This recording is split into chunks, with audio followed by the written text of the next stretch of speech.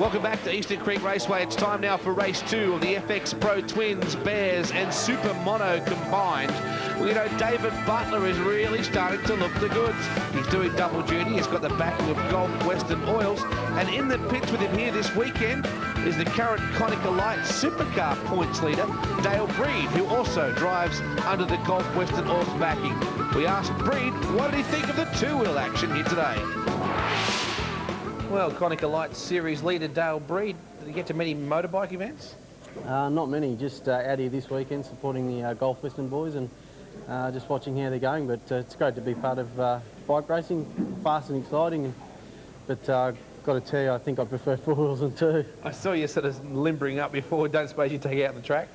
I was G'ing the boys up before and just told them to chuck me a helmet and some leathers. I'd give it a crack, but I think that was more a jab than anything. So now I'll stick to the helmet and three-piece suit and off we go. And roll cage and four wheels? Yeah, roll cage and four wheels, yeah. One thing he probably does envy is the much lesser cost of bike racing. On to pole position goes Craig McMartin from David Butler, Peter Hinton, Dave Fuller. Great racing from them in race 1. Then Soderlund, Blacker, Lyons and Rob Carroll on the second row of the grid in a big field. And away for 6 laps at Eastern Creek. Oh, Hinton again. Hinton getting a blinder. Jeez, quick off the line. Rissman there as well. Just saw him blazing around the outside. Very distinctive fluoro colours. Here we go. Hinton again. Yeah, Hinton leading McMartin. 2 from 2. Looking good at the moment. Back in second is McMartin. It's very good racing as always. Very big grid too, Will. Soderlund got that Aprilia going well. Bike number 2, and he's in 3rd place in the initial run. Oh, someone coming a bit of a desperate up the inside there. McMartin in second. Now that Aprilia of Soderlund, they really need to get it on here in a big hurry, because if McMartin gets any sort of advantage, although Hinton doing a good job of holding him up at the moment, there is Fuller and Blacker further back in the order. Down towards the hairpin, and this pack further back in the field having a good dice, and you can see quite a succession of them there. The man they're all chasing now is McMartin. He's found his way through. He's got Butler in behind him, so in front of him. Well, we thought it might have been Hinton, but Hinton's gone back to 3rd now. Yeah, McMartin's very quickly on lap 1. Got himself into the lead. He's got Butler in behind him. Fuller on 30 into 3rd place. Jeez, and there he is, leading a battling pack. Soderlund on 2, Hinton on 3, and on 88 is John Lyons. Gee, Bray Real Estate's really come on board in a big way in this particular class. They've got at least 3 bikes that they're sponsoring. So a big team effort there. And you see all of a sudden, you said Lyons right at the back there to the far left. Big sweeping pass to the outside of Soderlund. Just makes you wonder whether they haven't quite got the measure of the Aprilia yet. Well, because Soto would have certainly been up there swinging and hooking with these guys. Oh, Rissman's got trouble. He's going back to the pit area by the looks of things. Yeah, I just get the feeling Soderlund would be a bit of more of a force. Was he still in the Duke at this point? Yes, he's doing some development with the Aprilia, and the Aprilia doing development for him. But he's in there and he's enjoying the challenge of getting a new machine up to the sort of speed that all the experience that's gone into Ducati racing gives them as a total mark. Just a shame you have to sacrifice a championship to do it, Will, because McMartin is staying with the tried and true, what he knows best, and is blazing away to looking to back up his championship win. Yeah, I suppose Mike Soderlund's been around for a fair while, and he likes other challenges and to do different things, and to, in a sense, have something that revs him up a little bit. Dave Fuller in 3rd place. Yeah, Fuller's pretty consistent kind of cat, isn't he? As Hinton pulls out alongside him and manages to make the move nicely. Hinton's showing a lot of life today. Oh, look at Fuller! Oh, into the side of him, across the front of Hinton. Hinton to 4th, Fuller back to 3rd. I think Hinton said, if you want it that badly, mate, it's yours. Well, absolutely, absolutely. Then Soderlund on 2 in behind Hinton, close company. Gee, that was just big-time stuff, wasn't it? That really was a no rear vision mirror job. At the back in the order there is Soderlund. The Gowan Lock entry, and if anybody's got the resources to make a bike go fast, the Gowan Lock team certainly have that, Will. Yeah, funny, winsome bloke, Ian Gowan Lock. Loved Ducatis for years and loves European machinery generally. And Yeah, as you say, just an enormous amount of experience in how to make bikes go fast while staying together.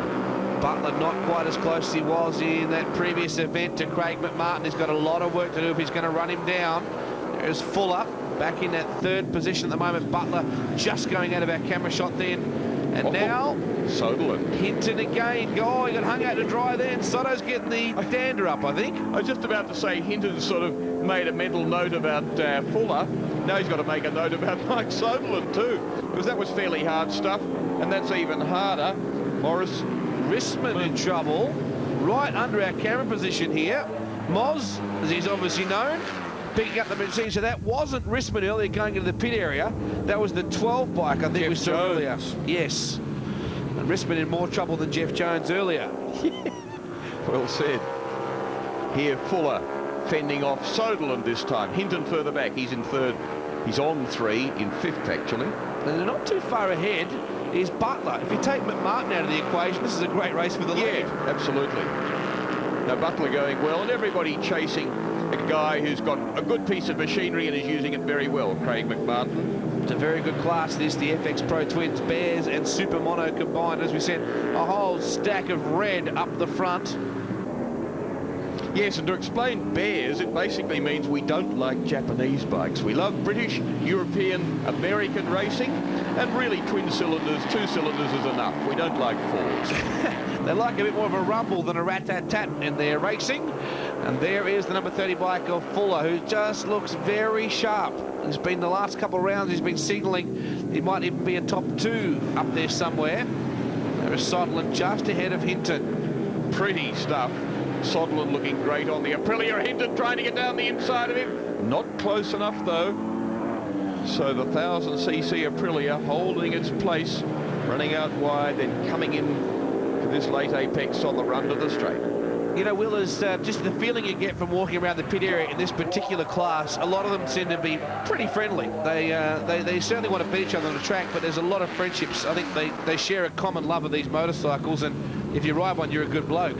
Well, absolutely, and there is a lot of respect in motorcycle racing because you really do have to lay it on the line to do a good time.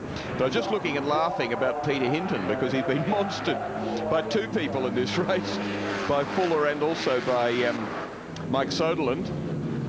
Michael Payne there, and Adrian Pierpoint, the Ducati Gold Coast entry. Adrian Pierpoint was the winner of a magnificent Honda motorcycle at the end of last year by being the top privateer home, and that's one thing that this series has always bragged, is amazing prizes. We're not talking trophies, we're talking mementos you ride away on. They give away half a showroom of motorbikes. Quite astounding. There's a Yamaha R1 that gets given away. Hot Hondas, all sorts of machinery. There is McMartin disappearing in the distance there, Will, and Butler back in second.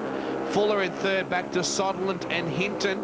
McMartin a little too far out in front to be challenged, especially when they get to that big long straightaway. In fact, Hinton's finally got back on Soderlund and then changes again. Uh-oh, got to ride it down. He's lost interest in his machine. The 20 bike by the looks of things. Richard Wilkinson on the Raptor. The Raptor's gone down the road. There's one of a great variety of machines. Not a lot of variety in the front runners, but you mentioned in an earlier race the Suzuki TLR 1000, Kajiva Raptor, and then mainly Aprilia's. BTR 1000 Honda, several of those. So some variety in a 3-class race, basically. Pro Twins, Bears, Super Monos. And we've seen Craig Martin pull a few Super Monos in his time. I wonder whether he'll do that as he comes onto the main straightaway to get the checkered flag. Probably a lap and a bit away from him doing that.